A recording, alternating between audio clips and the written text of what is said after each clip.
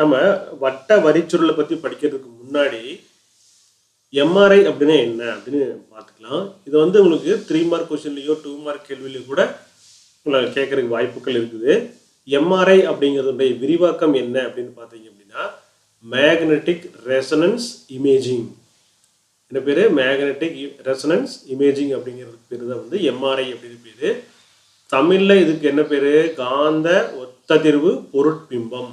காந்த ஒத்ததிர்வு பொருட்பிம்பம்ங்கிறத எம்ஆர்ஐ. இது எதுக்கு பயன்படுது பாருங்க. தலை, மார்பு, அடிவேறு, இடுப்பெலும்பு இவற்றில் ஏற்படக்கூடிய பிரச்சனையை கண்டுபிடிக்கிறதுக்காக தான் பயன்படுத்துவாங்க. பாருங்க, இந்த இடத்துல ஒரு பெட்டு மாதிரி இருக்குது இல்லையா, இந்த ட்ரே மாதிரி, இதில் படுக்க வச்சு உள்ளே அப்படியே அனுப்புவாங்க. உள்ளே வந்து ஒரு மீ கடத்தி இருக்கும். அதாவது மின்னோட்டத்தை அதிகமாக கடத்தக்கூடிய ஒரு கடத்தி தான் வந்து மீ கடத்தின்னு பேர். அந்த மீ கடத்தியை உள்ளே வச்சுருப்பாங்க. அதில் மின்னோட்டத்தை அனுப்புகிறாங்க. அனுப்பும்போது அது மிக உயர்ந்த காந்த புலத்தை தோற்றுவிக்கும். அந்த காந்த புலத்தில் வந்து என்ன பண்ணும் அப்படின்னாக்கா ரேடியோ அதிர்வு துடிப்புகளை உண்டாக்கும். அதை வந்து அந்த ரேடியோ அதிர்வு துடிப்புகள் எங்கே போகும்னாக்கா கம்ப்யூட்டருக்கு போகும்.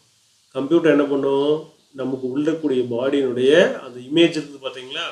இப்போ பிரெயின்னா அதனுடைய இமேஜ், மார்புனா மார்புடைய படங்கள், அடிவேறுனா அடிவேருடைய படம், இடுப்பெலும்புனாக்கா அதனுடைய படத்தை கொடுக்கும். ஸோ அதிலிருந்து நம்ம எந்த பிரச்சனையில் எந்த பாகத்தில் எந்த பிரச்சனை இருக்குது அப்படிங்கிறத தெரிஞ்சுக்க முடியும். இதுதான் இந்த எம்ஆர்ஐ. பெரிய பெரிய ஹாஸ்பிட்டல்ஸில் வச்சுருப்பாங்க. இப்போ வந்து பார்த்தீங்கன்னாக்கா இந்த கொரோனாவுக்கு வந்து இந்த எம்ஆர்ஐ எடுத்து கூட அவங்க செக் பண்ணி இந்த நுரையீரல் இருக்கக்கூடிய பாதிப்புகளை கூட கண்டுபிடிப்பாங்க. சரியா? சரி, அடுத்து நாம் பார்க்குறது என்னன்னு பார்க்கலாம். நாம் இப்போ பார்க்கக்கூடிய தலைப்பு வந்து வட்ட வரிச்சுருள். வட்ட வரிச்சுருள்னா என்ன? படத்தை நல்லா கவனிங்க, ரொம்ப எளிமையாக இருக்கும். பாருங்க, வட்ட வரிச்சுருள் அப்படின்னு என்னன்னா, கம்பியை என்ன பண்ணியிருக்காங்க பாருங்க, அழகாக படம் கொடுத்துருக்குறாங்க. இந்த கம்பி பாருங்க, இதுதான் கம்பி. இது அப்படியே உள்ளே சுற்றி வச்சுருக்காங்க இல்லையா. கம்பி அப்படியே நீட்டாக வைண்டிங் பண்ணியிருக்காங்க. இந்த வைண்டிங் பண்ணியிருக்கும்போது இதுக்கு முன்னாடியே பார்த்தோம், உள்ளே போகக்கூடிய இடத்த எப்படி காமிக்கணும், வெளியில் வரக்கூடிய இடத்த எப்படி காமிக்கணும் அப்படின்னு சொல்லிட்டு. எப்படி இப்போ உள்ளே போச்சுன்னா அதை என்ன பண்ணி காமிச்சிக்கணும், காமிச்சுட்டு உள்ளே போகும்போது இப்படி இருக்குது, உள்ளே போகுது, இது வெளியில் வரக்கூடிய பகுதி. உள்ளே போகும்போது நம்ம எப்படி காமிச்சிருக்கணும், எப்படி காமிக்கணும், இன்ட்டு போட்டு காமிக்கணும் இல்லையா. ஒரு சின்ன ஒரு பெருக்கல் குறி போட்டு வட்டம் போட்டு காமிக்கணும். வெளியில் வரக்கூடியதை என்ன பண்ணிருக்கணும், நம்ம புள்ளி வச்சு வட்டம் போட்டு காமிக்கணும். அப்போ இந்த இடமெல்லாம் பாருங்கள், இந்த டயக்ராம் பாருங்க, அப்படியே நம்ம நல்லா தெளிவாக புரிஞ்சுக்கணும். இது உள்ளே போகக்கூடிய பகுதி. இப்படி நேராக பாருங்கள், இப்படி உள்ளே போகுது, உள்ளே போய் இப்படி வெளியில் வருது, உள்ளே போய் வெளியில் வருது. புரியுதா? இதுதான் அந்த டயக்ராம் தான் இப்படி வரைஞ்சிருக்கிறாங்க. முதல்ல இருக்கிற டயக்ராம் தான் இந்த மாதிரி வரைஞ்சிருக்கிறாங்க. நம்ம நெருக்கமாக சுற்றி இருக்கணும். நம்ம நெருக்கமாக சுற்றி நம்ம பார்க்கும்போது இந்த மாதிரி தான் இருக்கும். சரியா? சரி, இதை வச்சு தான் நம்ம இந்த டெரிவேஷன் நம்ம போட போகிறோம். இதுக்கு பேர் தான் வட்ட வரிச்சொல்னு பேர். நல்லா கவனிக்கணும். இதில் 3 புள்ளிகளை நம்ம எடுத்துக்கிறோம். ஒரு புள்ளி என்ன அப்படின்னாக்கா பி அப்படிங்கிற ஒரு புள்ளி, அதாவது உள்ள இந்த காயிலுக்கு உள்ள ஒரு புள்ளி, அதுதான் வந்து பி. நெக்ஸ்ட் இருக்கிற புள்ளி வந்து வெளியில, இந்த கம்பிச்சுருள் இருக்கு பார்த்தீங்களா, இதுக்கு வெளியில் இருக்கக்கூடிய புள்ளி கியூ. நெக்ஸ்ட்டு இந்த கம்பிச்சுருள் மேலேயே இருக்கக்கூடிய புள்ளி தான் வந்து எஸ். ஸோ இந்த 3 புள்ளிகள் எடுத்துக்கிட்டு தான் நம்ம டிரைவ் பண்ண போகிறோம். இந்த டயக்ராம் உங்களுக்கு புரிஞ்சிருக்குன்னு நினைக்கிறேன் இல்லையா. சரி, இந்த டெரிவேஷன் எப்படி வந்துன்னு பார்க்கலாம். ஃபர்ஸ்ட் 3 தலைப்புகளை நம்ம பார்க்க போகிறோம். மொத்தமாக வந்து இதில் 3 தலைப்புகளை நம்ம பார்க்கலாம். ஒன்று வந்து வட்ட வரிச்சுருளின் திறந்த வெளி உட்புற பகுதி. வட்ட வரிச்சுருளினுடைய திறந்த வெளி உட்புற பகுதினா பாருங்க, இதுதான் உட்புற பகுதி. இது ஓப்பனாக இருக்குது பாருங்க, இந்த ஒயிட்டை தெரியுது இல்லையா, இதுதான் வந்து அந்த ஓப்பனாக இருக்கக்கூடிய பகுதி. இங்கே இதனுடைய மையப்புள்ளி இந்த இடம், இதுலேருந்து அந்த பி அப்படிங்கிற புள்ளி இருக்கக்கூடிய தொலைவு R1. இந்த வட்டம் இருக்குது பார்த்தீங்களா, இது வட்டத்தினுடைய மையம் தான் வந்து ஓனோட வச்சுக்கலாம் நம்ம. இதனுடைய தொலைவு தான் இவ்வளவு R1 அப்படிங்கிறது. எஸ் இருக்கக்கூடிய தொலைவு R2, Q இருக்கக்கூடிய தொலைவு வந்து R3. சரியா? சரி, இப்போ இந்த வட்டத்தை ஒரு சுற்றி வந்தோம்னா அதுக்கு என்ன பேருன்னு சொன்னா என்ன பேரு? சுற்றளவு இல்லையா. அப்போ L1 ஈக்குவல் டு என்ன, இங்கே முதல்ல எடுத்துருக்கக்கூடிய பகுதி அப்படிங்கிறனால நம்ம L1 வச்சுக்கிறோம். 2πr1 சுற்றளவுக்கான ஃபார்முலா 2πr தானே. அப்போ 2πr1. இப்போ closed integral of b vector dot dl vector equal to mu naught I. இது என்ன ஃபார்முலா? ஆம்பியருடைய சுற்று விதி இல்லையா, ஆம்பியரின் சுற்று விதி. ஸோ இந்த closed interval of B vector dot TL vector equal to mu naught I அப்படிங்கிறது என்ன விதி? ஆம்பியரின் சுற்று விதி. சரி, இப்போ பாருங்க, இதுக்குள்ள கம்பியே இல்லை. கம்பி சுருளுக்கு நடுவான பாருங்க, கம்பியே இல்லை. கம்பியே இல்லைன்னா மின்னோட்டம் பாயுமா? பாயாது இல்லையா? அப்போ இந்த கம்பி சுருளுக்கு நடுப்பகுதியில் மின்னோட்டமே இல்லை. அப்போ ஈக்குவல் என்ன ஆயிரும்? 0. அப்போ closed interval of B vector dot TL vector equal to 0. இதில் பிபின்னு போட்டிருக்காங்கல்ல, எப்படி பிபிங்கிறது போட்டாங்க? காந்தப்புலம்னா பி மட்டும் தான் வந்திருக்கணும். இந்த பி எங்கே வந்தது? பிங்கிற இடத்துல இந்த புள்ளி பி அப்படிங்கிற புள்ளியில் ஏற்படக்கூடிய காந்த புலம் அப்படிங்கிறதுனால தான் பிபின்னு வச்சுருக்குறாங்க. சரியா? அப்போ என்ன ஆகும்? Closed interval of this equal to 0ன்னு ஆயிருக்கும்.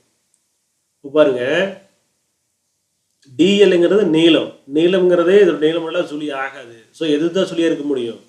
பிபி வெக்டார் ஈக்குவல் டு சுழியாக இருக்கலாம்.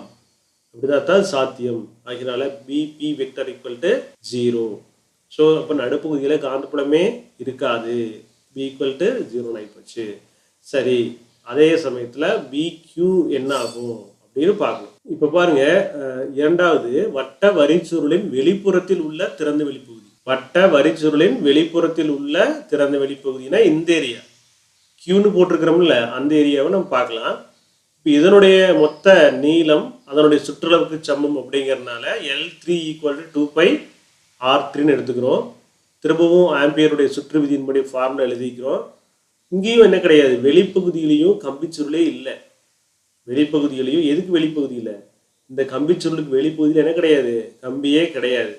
அப்போ மின்னோட்டமே கிடையாது. Which is equal to 0. அப்போ திரும்பவும் என்ன ஆகும்? ஈக்குவல் டு 0 இருக்குமா? அப்போ இதுக்கு என்ன அர்த்தம்? இது 0 ஆக இருக்க முடியாது.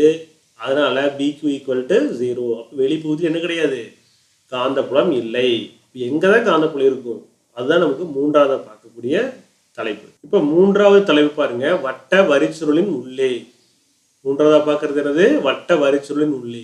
முதல்ல பார்த்தது அந்த வரிச்சுருளுடைய உட்பகுதி, இரண்டாவதா பார்த்தது வரிச்சுருளுடைய வெளிப்பகுதி, மூன்றாவதா பார்க்கறது வட்ட வரிச்சுருளுடைய உட்பகுதி. ஸோ ஃபர்ஸ்ட் நீளம் எப்படி L1 L3 கண்டுபிடிச்சோமோ அதே மாதிரி இங்கு L2 ஈக்குவல் டு 2πrன்னு எடுத்துக்கணும். 2πr2. சரியா? 2πr2 வரும். இப்போ திரும்பவும் ஆம்பியருடைய விதியின்படி closed interval of B S vector dl vector equal to mu naught I. Okay, இதுக்குள்ள எத்தனை சுற்றுக்கள் இருக்குது? கம்பியில இந்த வரிச்சுருள்ல எத்தனை சுற்றுக்கள் இருக்குது? நமக்கு n சுற்றுக்கள் இருக்குது. ஒரு சுற்றுல பாயக்கூடிய மின்னோட்டம் எவ்வளவு? ஐங்கிற அளவுக்கு மின்னோட்டம் பாயுது. ஒரே ஒரு சுற்றுல பாயக்கூடிய மின்னோட்டம் எவ்வளவு? ஐ. அப்போ n சுற்றுக்கள்ல மின்னோட்டம் பாயும் போது என்ன பண்ணணும்? என்னால பெருக்கிக்கிறோம். அப்போ மொத்தமா மூடப்பட்ட சுற்று வழியாக செல்லக்கூடிய மொத்த மின்னோட்டம் தட் இஸ் ஐ மூடப்பட்டது சமம் NIக்கு சமமாக இருக்கும். அப்போ இதில் திரும்ப பாருங்க, இது விரிவாக்குறோம். அதாவது ஏ வெக்டார் டாட் பி வெக்டார் தான். இதை விரிவாக்கம் செய்கிறோம். ஏபி காஸ் தீட்டான்னு வருது. அப்போ தீட்டா அப்படின்னு போடும்போது தீட்டா ஈக்குவல் டு 0. தீட்டாவுடைய 0னாக்கு இந்த டேர்ம் போயிடுது. இது மட்டும் தான் இருக்குது. அதனால பிஎஸ் டிஎல் மட்டும்தான் வருது. அப்போ பிஎஸ்ஸை வச்சுக்கிட்டு டிஎல் இன்டெகிரேட் பண்ணோம்னாக்கா எல்லுங்கிறது அதனுடைய சுற்றலுக்கு சமம்.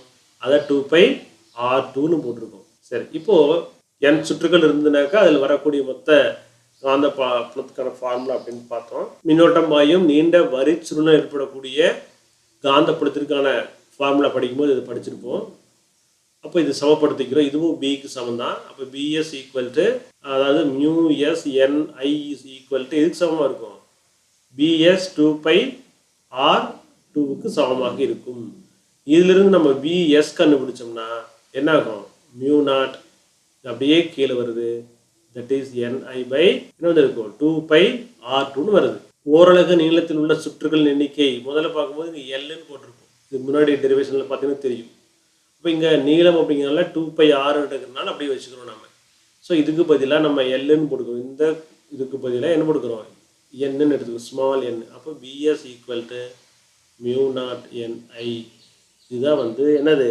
ஒரு வட்ட வரிச்சுருளில் ஏற்படக்கூடிய காந்த புலத்திற்கான ஃபார்முலா. ஸோ புரிஞ்சிருக்கும்னு நினைக்கிறேன். நன்றி. நம்ம அடுத்த வகுப்பில் சந்திக்கலாம். நன்றி.